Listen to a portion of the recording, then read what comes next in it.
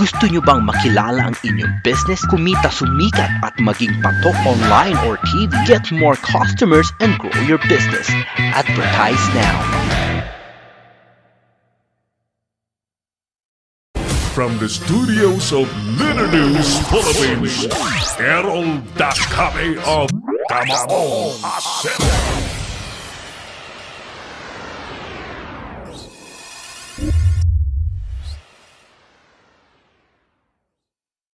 Thank you, Clarence. Balik po tayo sa ating palatuntunang Kamao Asero na napapanood po buong mundo sa pamamagitan po ng ating digital platform ng Litter News Philippines at pinanonood po ng ating mga televiewers nationwide sa pamamagitan po ng Pinoy Extreme Channel. Ulitin ko, ang Pinoy Extreme Channel po ay yan, nag-iba yung tunog ko sa headphone. Ang Pinoy Extreme Channel po ay nasa Signal Cable Channel 106, Sky Cable Channel 217, Cable Link Channel 59, Destiny Cable Channel 84 at sa 1,000 mahigit pa mga cable companies. So, we're available everywhere. So, we are online, on air, malapit na po yung ating on-print at on-ground. Abangan po nyo yan, yung ating on-print and on-ground. So tayo po'y online na, on-air pa sa television at susunod po natin yung on-print. Abangan po ninyong Diaryong Leader na lalabas po very very soon at yung ating special project sa on-ground na kakaiba. Yan, very very unique. Sapagkat ang Leader News po ay talagang nice maglingkod ng unique na unique. Sa kakaibang pamamaraan para tayo po ay nakatutulong po talaga. Ulitin natin yung ating survey question mga suki. Mas malala ba o hindi ang mga panlalamang sa katatapos na eleksyon kumpara noong 2016 local and national elections? Nais ko palang batiin muna habang nanonood si paring Tommy Abili. Sabi ni paring Tommy, 2,500 bawat botante hanggang 5,000. Ang watchers naman mula sa drug money. Yan ang sinasabi ko eh. Kasi nilista sinama sa drug list, mga pangalan ng politiko. Kami, tuloy-tuloy ang tanong namin, what will be the next step after na mailista? Siyempre, yung mga politikong nailista, alam nila po ang kanilang next move. Galingan na sila po'y manalo para magmistulang sila po ay inosente. Di ba? Magmistulang sila po ay talagang kahit anong sabihin. Halimbawa, sasabihin nilang paninira is yung paninira sa politika, mahal na mahal sila ng taong bayan or ng kanilang constituentes. Di ba? So ayan, karamihan po sa mga nailista na isama po sa narcolis ay panalo pa rin. Drug money, sabi ni paring Tommy. Ayan, sino kayang tinutukoy nyo rito? Pero alam naman ng publiko sino-sino po yung mga nasa listahan ng Pangulong Duterte, di ba? Hindi ko lamang nabatid ng eksakto kung anong sunod na nangyari doon after na mailista. Teka muna. Nais muna nating batiin siyempre yung mga kaibigan nating kandidatong nanalo sa iba-ibang mga pwesto, ano? Unahin muna natin. Kaibigan natin siyempre Grace Po. No? Grace Po, number 2. Lumalabas number 2. Number 1 si Cynthia Villar. Yan si Grace Po kahit hindi kami nagkikita niyan, alam kong hindi tayo nakakaligtan yan. At tinulungan din natin yan. Sino pa? Si Gerald Arcega, mga kaibigan, ang ating kaibigan naman na sinuportahan talaga ng todong-todo. Bagamat siya po ay hindi pinalad, kami po ay naniniwala sa kanyang advokasya talaga na napapanahon para simulan ang kampanyang matindi at talagang totoong kampanya laban sa korupsyon by legislating a law na magpapataw po ng parusang kamatayan sana sa mga kurakot. Ang problema, talagang sinadya yatang tabunan siya. Ay, yun. Awa ng Diyos pangilan si paring Gerald. Ganun pa man, naniniwala kami na kailangan pa rin si Gerald Arcega o ang taong tulad niya para masimulan po ang tunay na paglilinis. Wala eh. Ngayon, may pagbabago ba? Wala naman pagbabago eh. O pag-usapan natin ng eleksyon, lalong lumala ang estilo ng mga mapanlamang sa eleksyon. Pero kayo po ang aming tinatanong. So join our program mga suki. Drug Lord, panalo sa Laguna, sabi ni PJ. Ayan, sabi ko na sa inyo hindi makatiis ang ating mga kababayan. So, register your comments sa ating tanong sa bayan. Mas malala ba o hindi ang mga panlalamang sa katatapos na eleksyon kumpara po noong 2016 mga suki? Ano? Samantala, mga kaibigan, report ulit tayo. Vico Soto, bagong mayor ng Pasig. Mga supporter naman ni Eusebio, nagkilos protesta. Ayan. Alamin natin ang detalye ng report na yan. Hatid sa atin ni Nolan Ariola. Yes, Nolan, magandang gabi sa iyo. The proves that Vico Soto of Action obtained the vote of 206,226 or 206,226 votes for the office of mayor, the same being the highest number of votes legally cast for the said office. On the basis of the foregoing, we hereby proclaim the above winning candidate as a duly elected mayor.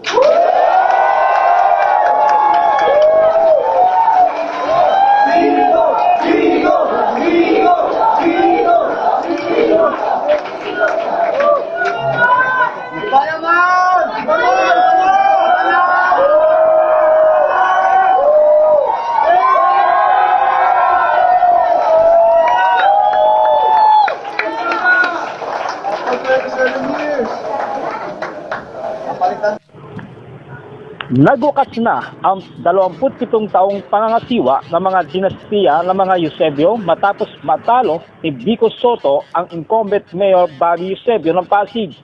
Nagsimula ang dinastiyang ito ng mga Eusebio sa lungsod noong 1992. Ipinoproklama na kahapon ng Pasig City Board of Canvassers bilang susunod na alkalde matapos na makakuha ng 206,226 na boto, habang ang kanyang mahigpit na kalaban na si Bobby Eusebio ay may 116,440 na boto.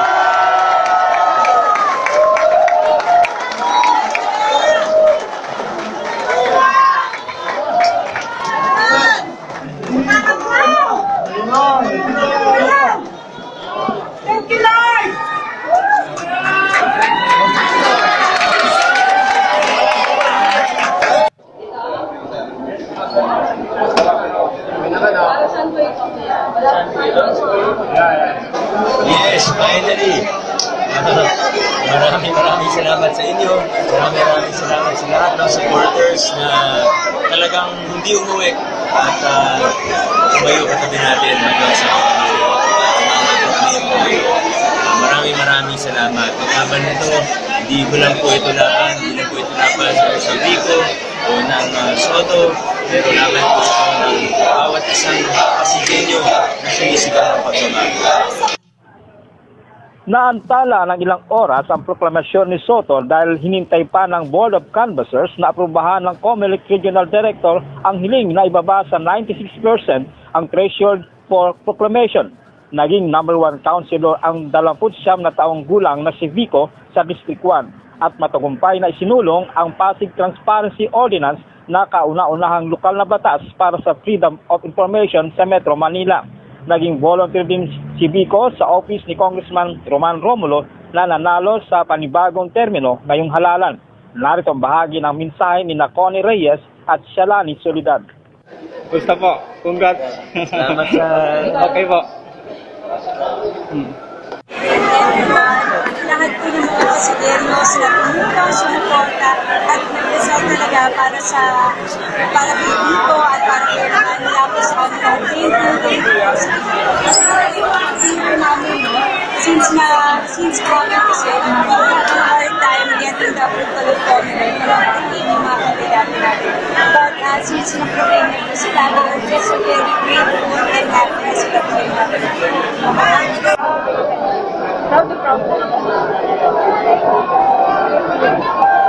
Very happy for him. So proud of him for his strong moral conviction, for his pure heart, his heart is willing to serve the people of Pasig. Sir, pwede kong sabihin sa anak na Actually, sabi ko na rin naman sa kanya na meron ako sinulat sa kanya.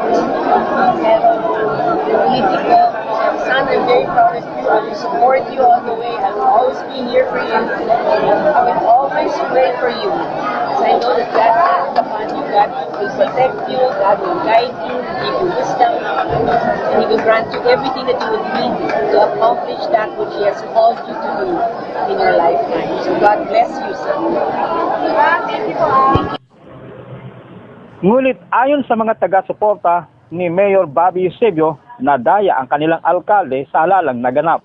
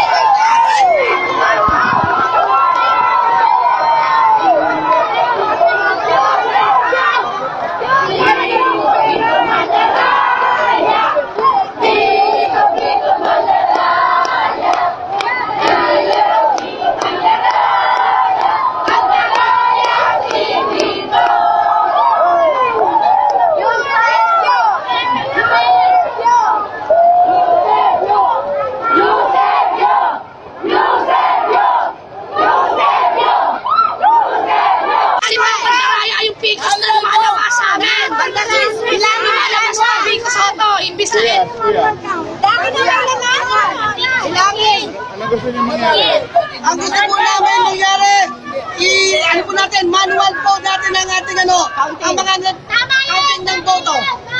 Para po sabihin natin, imposible po na nanalo si Pico. Dapat yan lahat po na malangin. Para malahas ang boto. Hindi po kami. Imposible po ang nangyari na yan. Kasaysayan ng Eusebio, hindi po mangyayari matatalo.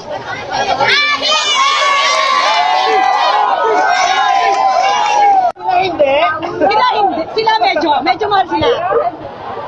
Hindi pinabayaan ang totoo.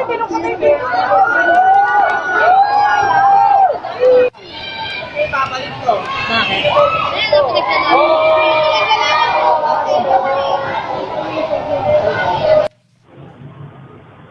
Mula rito sa lungsod ng Pasig, Nolan Ariola nag-uulat para sa Leader News Philippines.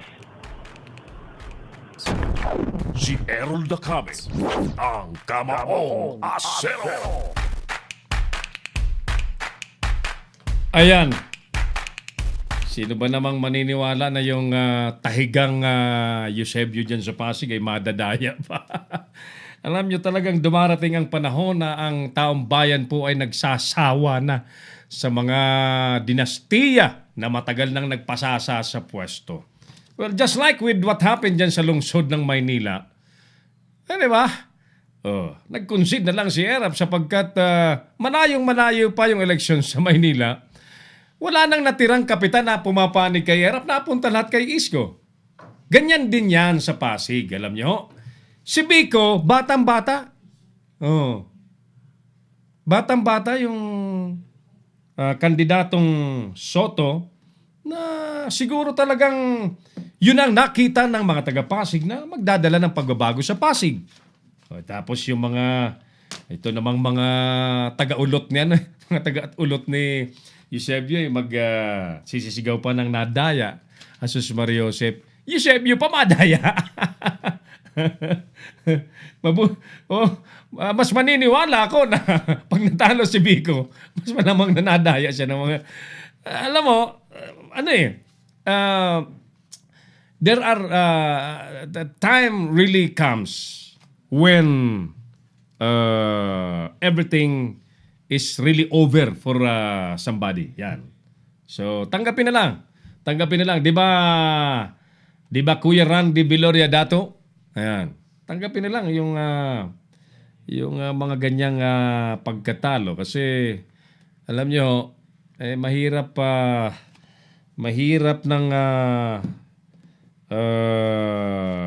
ako kasi pagka tumutulong din ako sa mga kandidato, no.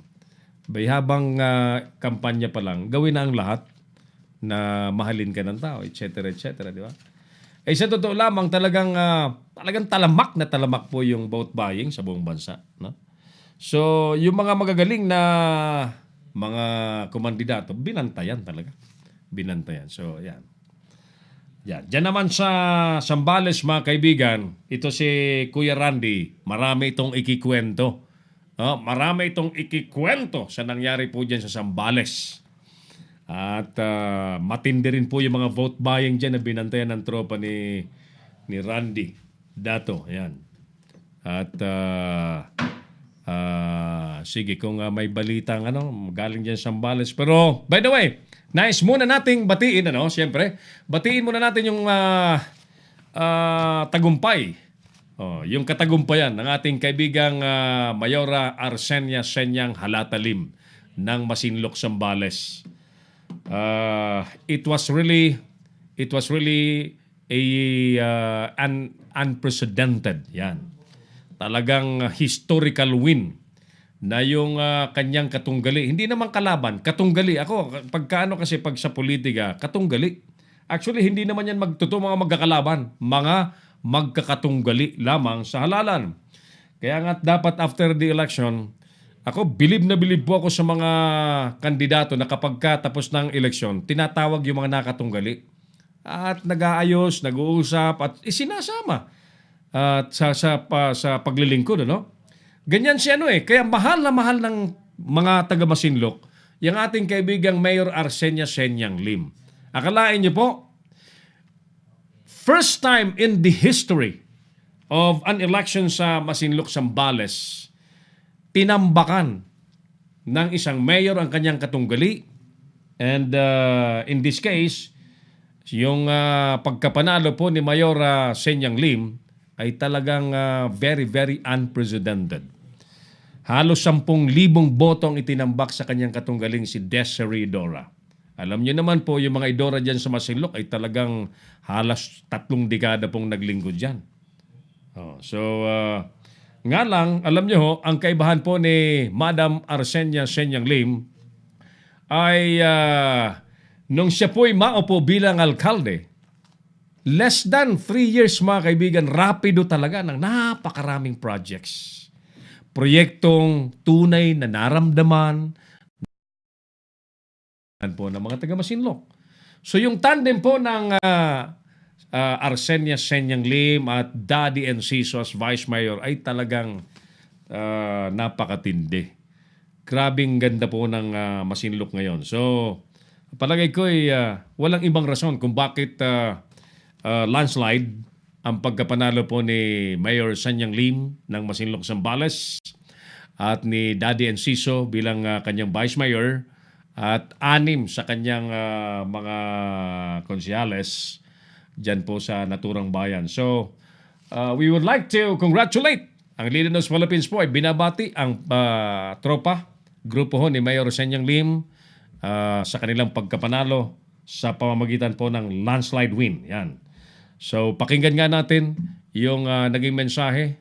Makarang maiproklama po kahapon. Medyo na-delay pa nga yung proklamasyon sapagkat merong 2 presinto na nagkaaberya, yung sa Kuto, Barangay Kuto at sa Barangay Bamban. Binantayan po natin. At only yesterday, 3 o'clock in the afternoon halos, ay saka na-proklama ang ating mga kaibigan dyan sa Masinloc, Zambales. So, ayan. So, si Attorney Ray Castil po ang election officer na nagproklama. And siyempre halos maluhaluha ang ating kaibigang Mayora. Pakinggan po natin ang kanyang naging mensahe. Makarang siya po iproklama bilang bagong halal na alkalde o di kaya ay re-elected na alkalde ng Masinloc, Zambales. Maraming salamat po. Unang-una sa lahat sa aking asawa.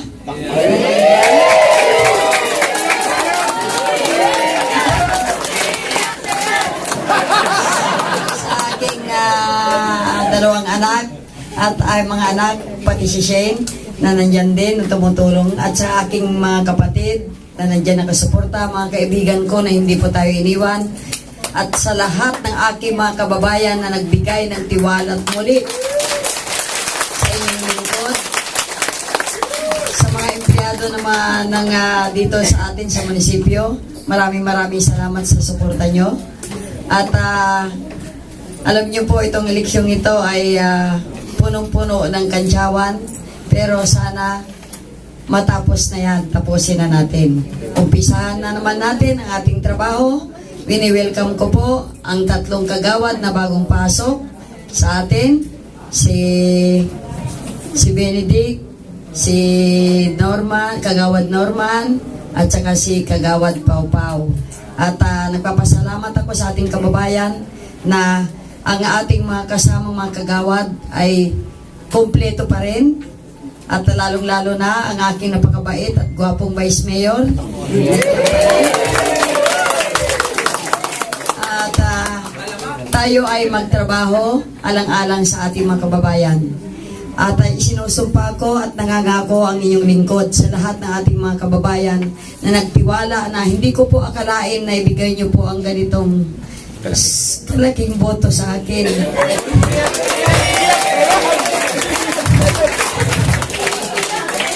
Pero yung lahat ng presento ay pinanalo po ninyo ako. Huwag kayong mag-alala, lalong dudublihin ko ang aking sipag at ang tiwalang ibinigay niyo po sa akin ay hindi ko dudungisan. Asahan niyo ang paglilingkod na maayos at tulad ng sinabi ko, malinis, walang mawawala sa buwis na inambag niyo. Lalabanan ng korupsyon, aayusin ang kinabukasan ng mga bata sa bayang ito at iaangat ang ating bayan kasabay ng pag-angat ng lahat ng mamayan dito sa ating bayan. Maraming salamat po at mabuhay lahat ng Masinloqueños. Mabuhay po tayong lahat. Magsama-sama na tayo sa isang bayang maunlad at magandang buhay ng ating kababayan. Mabuhay si Mayor Lim! Welcome po kayo lahat. Si Errol Dacame, ang Kamaong Asero.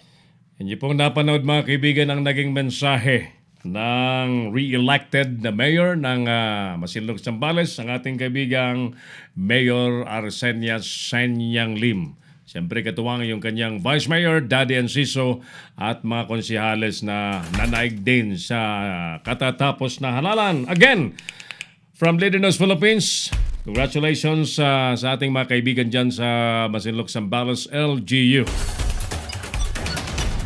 Ayan, saglit ha. Samantala mga kaibigan, nanonood din sa atin si Faith Camino, si Tol Edmond, Engineer Edmond Cleofe Dakuya at si Badet Andaya. Yan.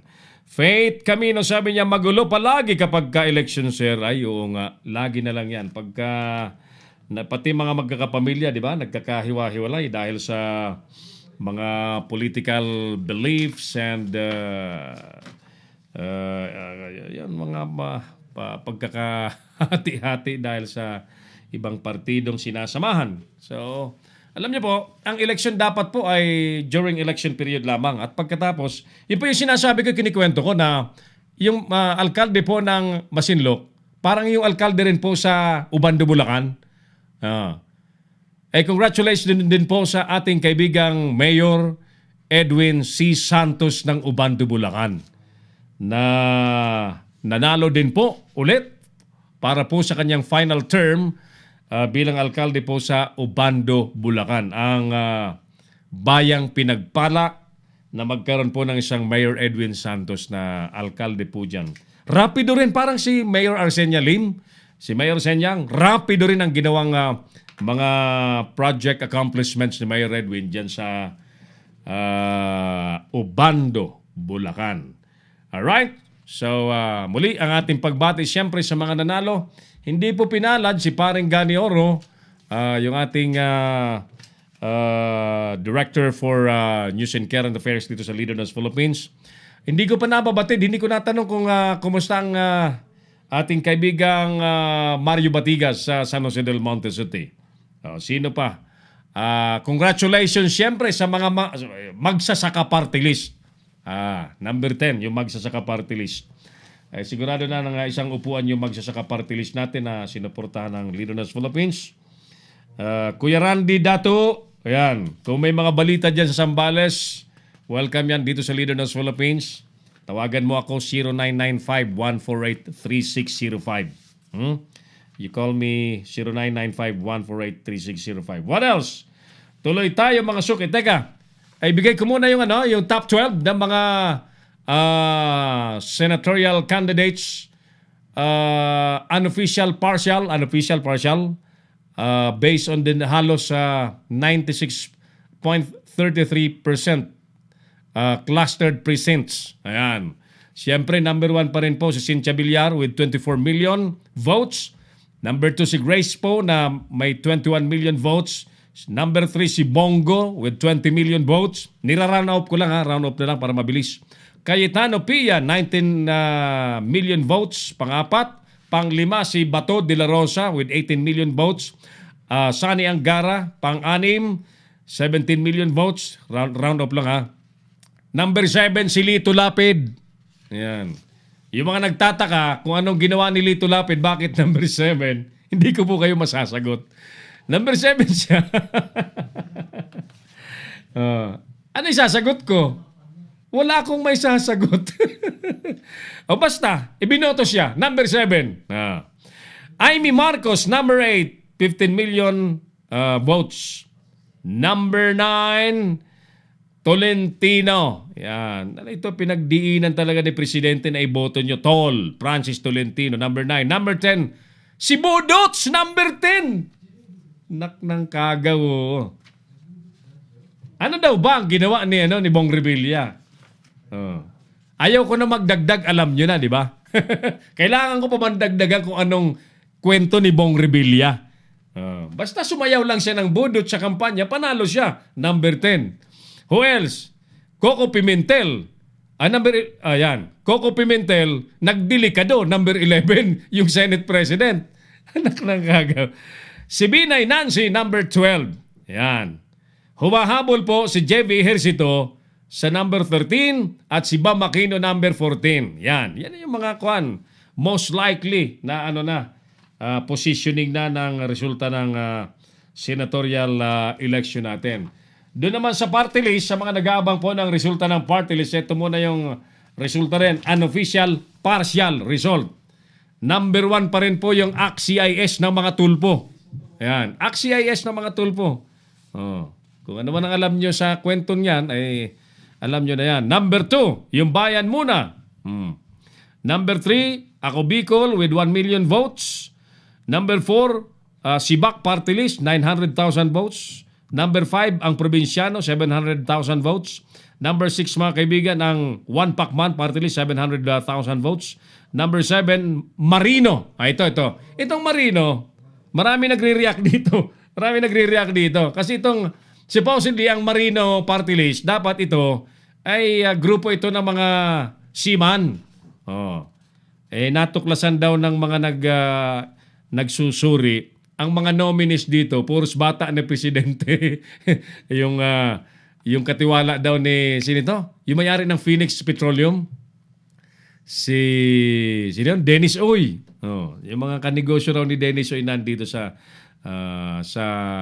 Marino Party List. Tinanggap naman ng Tinanggap. Ipinasa ng COMELEC. Ano pang magagawa natin dyan? Marino, number 7. Number 8, Probinsyano ako. 600,000 votes. Number 9, Senior Citizens Party List. Number 10, yung ating paboritong party list, ang magsasaka. Alam nyo ho, ang Leader ng Philippines ay talagang ang puso po ay sa pagsasaka. Sapagkat naniniwala po kami na sa agriculture or by supporting the Philippine agriculture will make the Philippines progressive. Yan. A wealthy nation. Ang bansang masigla at matibay po at matatag ang agrikultura.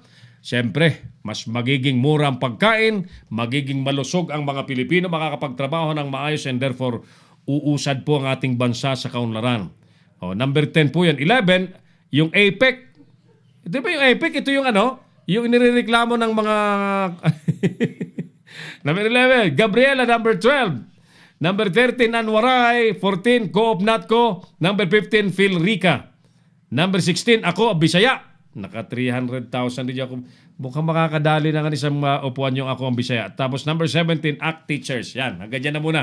Yan po yung unofficial partial result as of this morning, mga kaibigan. Basahin ko muna itong mga nagre-react sa ating palatuntunan. Josefina Consulta is with us. Thank you, Josefina. Marian Consulta, congrats sa nanalong senador. Yes, congratulations, syempre. Nice law. Congrats po. Thank you. Bakit ako di naman ako kino-congrats? Hindi naman ako kandidato. Jun Labonete Alagano. Ibinoto ko po si Pinuno. Ayan. Sino si Pinuno? Si Lito Lapid. Ayan. Maraming bumoto. Number 7. Magandang gabi po sa lahat. Congrats po sa mga nanalo. Bernadette Tandaya. Marian Consulta, ayok ko po kay Bong Revilla. Kurakot yan. Wala ka na magagawa, Marian. Pasok na si Bong Revilla. Pangilan si Bong Revilla? Pang number 9. Yan. Magtiis ang mga Pilipino.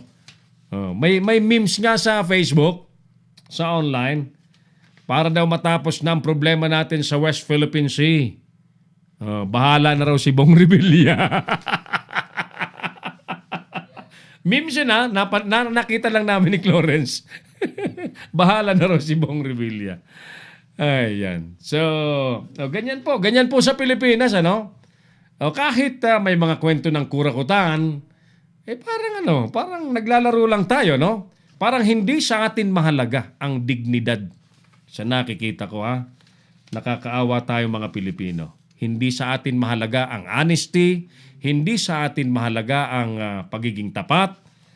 Saka, Diyos ko po, saan ba pupunta ang bansang Pilipinas kapag ganito ang ating estilo ng mga pagpili ng leader?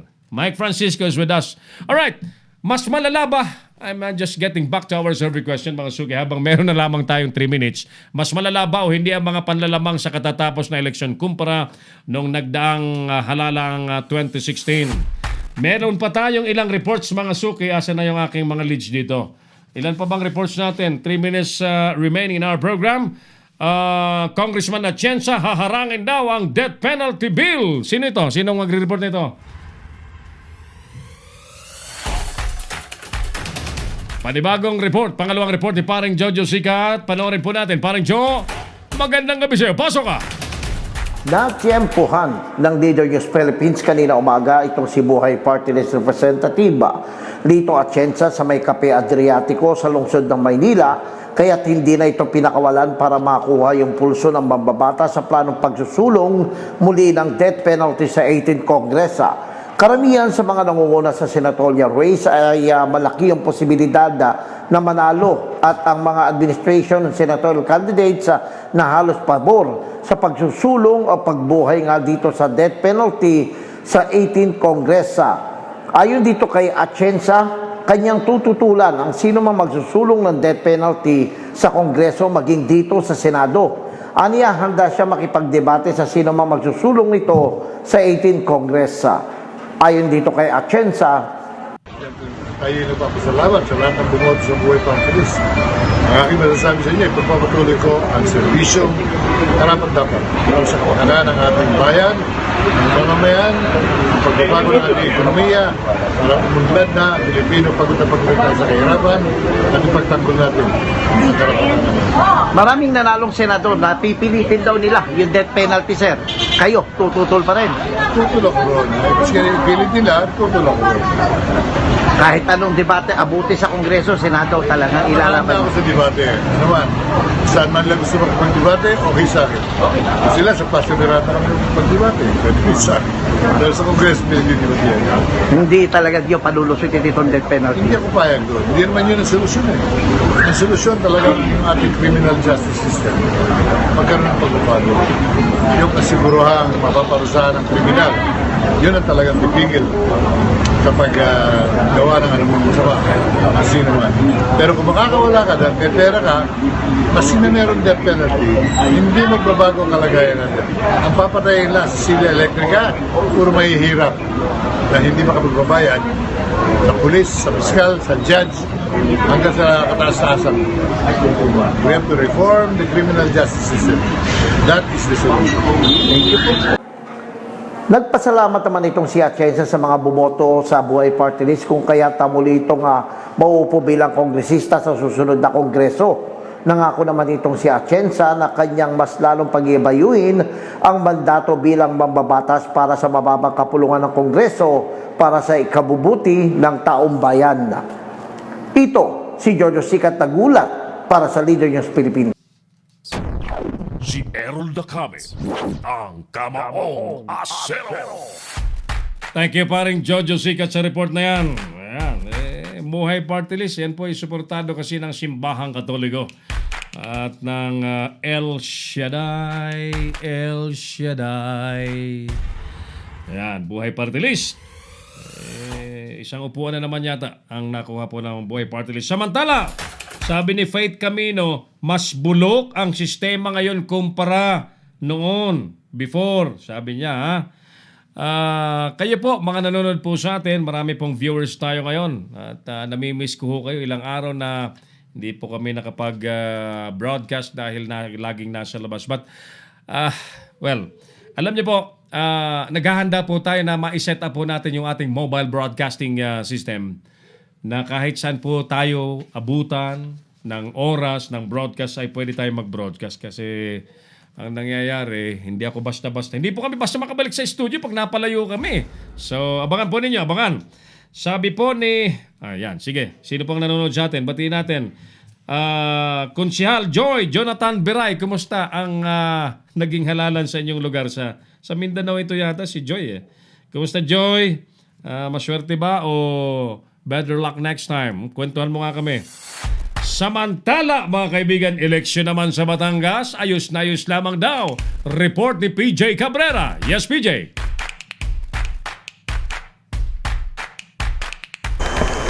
Mukhang liwayway pa lang ay nakakasana ang puwersa ng COMELEC at PNP sa Santo Tomas, Batangas para sa gaganaping eleksyon 2019. Ayon sa ating panayam kay Police Executive Master Sergeant Nicolas Magpantay, wala silang naitalang election-related violence sa buong bayan. Ipinakalat na rin ang nasa mahigit 100 miyembro ng kapulisan para siguraduhin magiging mapayapa ang halalan sa nasabing bayan na binubuo ng nasa 30 barangay. Tinatayang aabot sa nasa 80,000 ang botante sa bayan ng Santo Tomas na paglalabanan ni incumbent Mayor Edna P. Sanchez ng Nationalista Party, Attorney Art Jude Marasiga ng PDP Laban at Independent Candidate Ray Mier kasama ng iba pang 18 kandidato sa pagkakonsihal. Sa Barangay San Joaquin ay naging tahimik ang botohan bagaman may kaunting pagbagal sa ilang presinto. Nakapanayam natin si Rosario Malaboyok at hiningi natin ang kanyang komento. Ate, si PJ to sa Leader News Philippines. Kumusta naman po so far yung pagboto nyo dito sa San Joaquin Elementary School? Okay naman, maaga pa, hindi pa naiinitan kami. Sa Diyos. May ilang oras na po kayo naghihintay? After the mass, mga 7 a.m., nandito na ako. Mag-oras na ngayon. Matagal-tagal na rin yung paghihintay ninyo? Salamat ka't nandito sa Maylilom, awa-awa na sa Bandaron. Pero yung mga senior po kayo, sa palagay nyo, nakakaboto naman po kayo na maayos? Oo, napasok sila, ina-assist naman agad ng mga senior. Okay, maraming salamat po. Thank you, PJ. Sa Barangay San Jose naman ay napabalitang nag-jam ang isang PCOS machine, ngunit ito ay nakumpuni din agad ng mga BEI ng presinto. Mula dito sa Santo Tomas, Batangas, PJ Cabrera nag-uulat para sa Leader News Philippines. Si Errol Dacame, ang Kamaong Asero. Well, congratulations po dyan sa mga namahala ng eleksyon sa Santo Tomas, Batangas at sa mga nanalong kandidato dyan. Naging maayos ang halalan. Dire-diretso po tayo. Sabi ni Pinsang Marian Consulta dyan sa Santa Rosa, Laguna. Nanonood po kami sa iyo, Pinsan, ngayon. Thank you, Marian. At sa ating Consulta Clan sa Bicol. Kumusta po mga primo, mga prima, mga tiya, mga tiyo, mga pinsan, mga kamag-anak. Consulta Clan, one of the biggest clan in the Bicol region. Tuloy tayo sa ating pagtatanghal mga suki sa pang report. By this time, sports balita muna tayo. Joya Thompson na naig daw sa FWD North Pole Marathon Women's Division. Report hatid na sa atin ni partner Mike Francisco. Partner Mike, magandang gabi, go ahead. Magandang araw po sa lahat na nanonood ng Leader News Philippines, Kamao Asero, Pinoy Action Channel. Narito po tayo ngayon sa BGC para kabayan namin ang nanalo si Juliet Hobson bilang first sa Women's Division sa FWD North Pole Marathon. At overall, third place din siya. Panoorin natin ito. Wagi ang pambato ng Pilipinas na si Juliet Hobson sa FWD North Pole Marathon na ginanap noong Abril ngayong taon. Masaya si Juliet na sinalubong ang media para sa kanyang homecoming na ginanap sa BGC Taguig. Nakuha ni Juliet ang first place sa Women's Division at third place naman para sa overall. Hi ma'am, tawag dito. Congratulations first for winning the first in women's division and the third overall, right? Yes, thank you Michael. Ma'am, we would like to ask first what is your experience during the yung laban niyo sa North Pole? Ano po ba yung pinaka nahirapan kayo? Actually, ang pinakamahirap yung malamig, tsaka mahangin. Tagalog ba daw? Mahangin, tsaka malamig yung araw na yon. So, it was very difficult running on ice. I had so many layers, so I sort of overheated, especially on the first lap. But I got to, as soon as I got to perfect the layers, what I needed, it was fine. How about you naman, sir? House or being choosing Juliet as a representative of the Philippines for FWD Marathon? Can't be more proud. I mean, we knew that Juliet had a lot of determination, grit, and a pedigree of running in endurance races. But I think what she was able to achieve in extremely difficult conditions, she should not only be immensely proud herself, made FWD proud, should make the whole of the Philippines proud as well. And she's also working at FWD, right? Correct, and she shows all of those qualities every day of her life. Living with a family, doing her job, and obviously pursuing the things that I guess Juliet enjoys doing, which is beyond most mere mortals in terms of Is it difficult for you to focus on that particular marathon and then meron ka pang work sa FWD? Hindi ba nagkakaroon ng konting sa mind mo yun? The March and April, I was focused on the race, definitely, because I thought at first I just needed to participate, but then I started hearing them saying, oh, we'll give you this, but you should win. And I was like, okay, now it's different. So I said, then it's also different going into this race, then I need to take it more seriously. So the good thing about my job is I work with a team, so they help me out as well. So even if I'm away, I still have financial wealth planners that are on the ground. And you've got a bit of flexibility with how and when you do your work. Exactly. So that's always very helpful, I think, when you're an athlete and you need to find time, particularly in this case, a lot of time to train. So if I may add, it's the best job for somebody like me with a lot of other passions. Do you have a difficulty on during running? Kasi malamig yung area, no? Nauuhaw rin ba ang isang Juliet during 4 hours, right? 4 hours. Yes, definitely. So if you saw pictures, I had a hydration belt because I needed to hydrate every so often. So there was an aid station every 5 kilometers, but I didn't want to rely on the aid stations. I wanted to have them with me. So definitely, just like any other race, you need to hydrate, replenish your electrolytes, replenish your sugar, whatever, to give you energy. Yeah, that's good. Anyway, would you like to have another plan to run, or the FWD is also planning to have another run for Juliet on next year, or in another marathon that you would like to represent? Well, first of all, I think Juliet's got to want to do something different. But we've been involved with the North Pole Marathon in the past. Hopefully, it will continue continue into the future. It's a race that we're associated with, but obviously other things have got to fall into place. But I'm sure there will be other opportunities for us to either do this again or something challenging that you want to do. So. How about you, ma'am? Are you ready for another challenge if they ask you for another ready for a challenge every day. another marathon, either the FWD or the government of the Philippines ask you to represent the Philippines? Yes, anytime. Anytime. Mula rito sa BGC Taguig, ako si Mike Francisco, nag-uulat para sa Leader News Philippines. Si Errol Dacame, ang Kamaong Asero.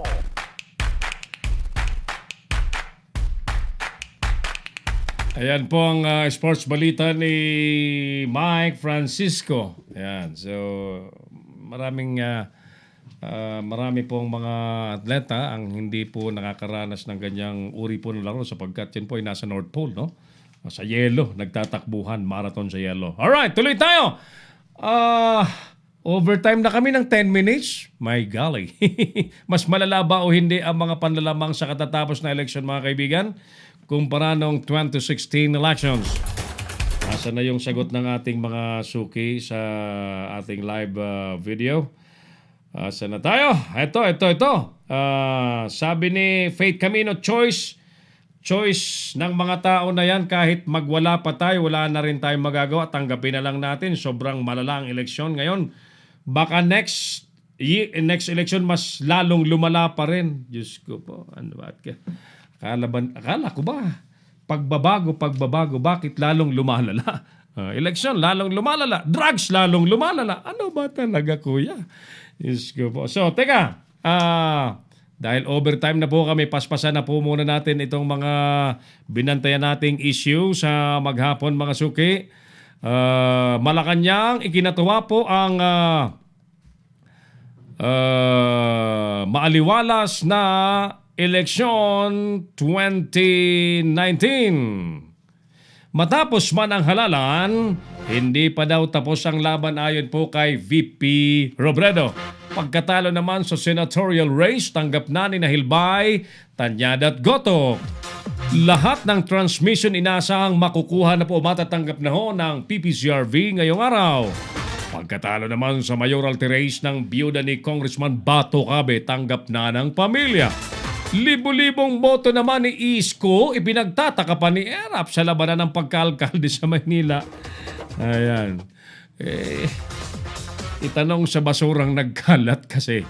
Sa Taguig City naman, dating DFA Secretary Cayetano prinoklaman na bilang ano ba ito? Mayor ba? Kongresista. I think kongresista.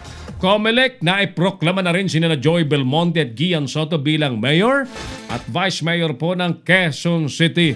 Kapatid naman ni Congressman Andaya at pinambakan ni Congressman Villafuerte sa congressional race sa Camarines Sur. Isang retired general pinutol ang 3 dekadang paghahari ng malaking political dynasty sa Iloilo. Bahay naman ang nanalong vice alkalde, sinalakay daw ng mga armadong grupo. Sa Masbate, landslide win para naman po sa pamilya ko sa iba't ibang posisyon. At sa bayan po ng San Isidro Leyte, 1 vote lang ang inilamang ng nanalong bagong alkalde. Meaning, natalo ng challenger yung incumbent. Ang kanilang boto po ay yung nanalo, 8,829. Challenger po yan. At yung incumbent po ay 8,828. Diyos ko pong mahabagin. Siguro ang kamot sa ulo ng incumbent. 1 vote, mga kaibigan, ang nagpalagabog sa kanyang incumbency bilang alkalde sa San Isidro, Leyte.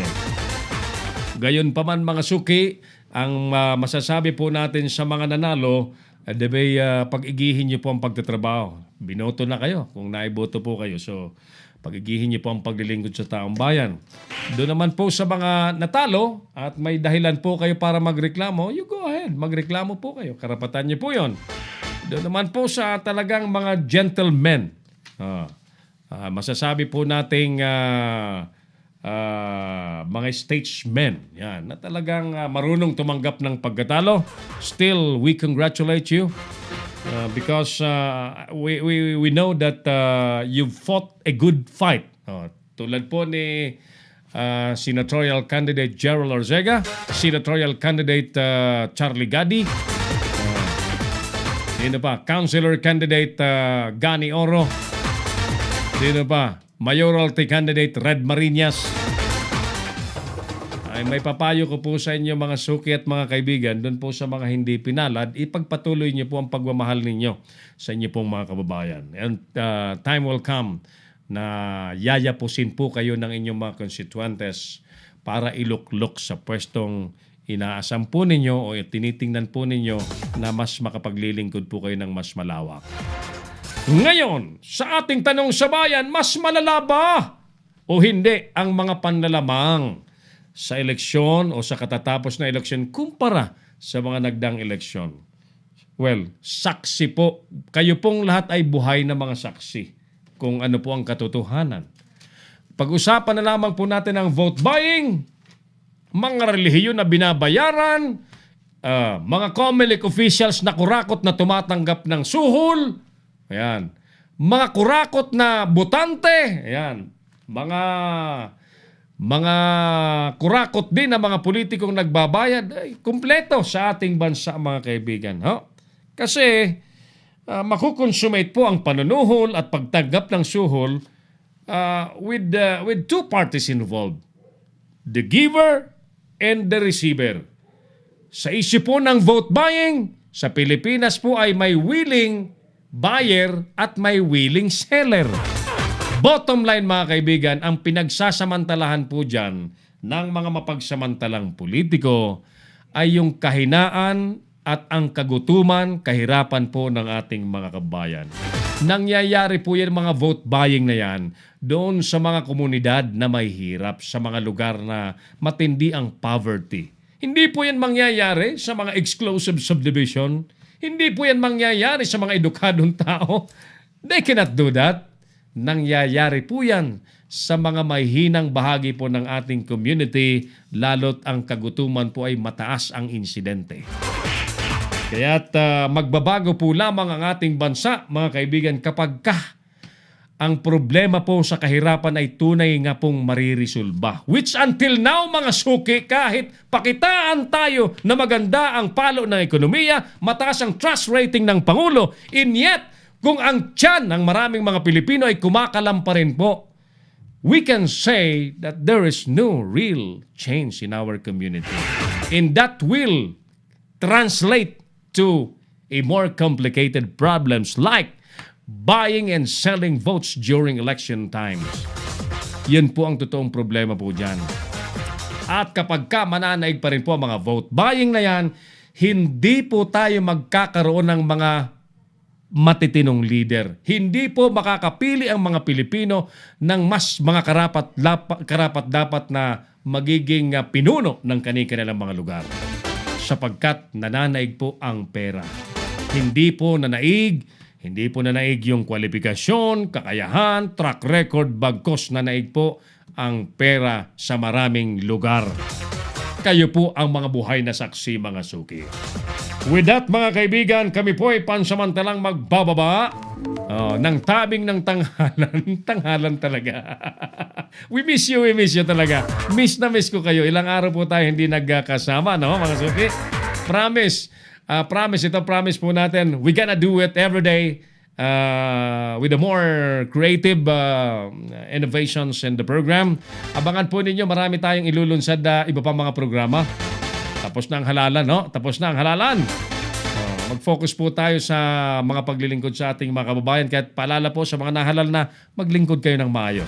Huwag niyo pong sayangin, huwag niyo pong dungisan ang tiwala kung pinagtiwalaan man talaga kayo. By the way, congratulations po kay General Benji Magalong, bagong alkalde po ng Baguio City. At congratulations din po kay Congressman Mark Go, re-elected congressman ng Baguio City. Congratulations kay Vice Mayor Uluwan. Bagong Vice Mayor po ng Baguio City. Sa ngalan po ng ating mga nakatuwang sa ating paglilingkod sa gabi pong ito, nagpalipad ng ating programa, Broadcast Officer Clarence Sandaya, under the supervision of ating Operations Director Engineer Oliver Licop, habang nakaremote ang ating Creative Director Mark Anthony Reynoso. Nakaalalay din si Bernadette Andaya. Thank you, thank you, thank you. We'll see you again tomorrow. Maraming salamat. Ako pa rin po ang inyong kamaong asero, si Errol na kami. Thank you. And God bless Pilipinas. Inyong napanood ang mga batas na banat ni Errol na kami sa Kamaong Asero. Abangang muli dito sa Little News Philippines.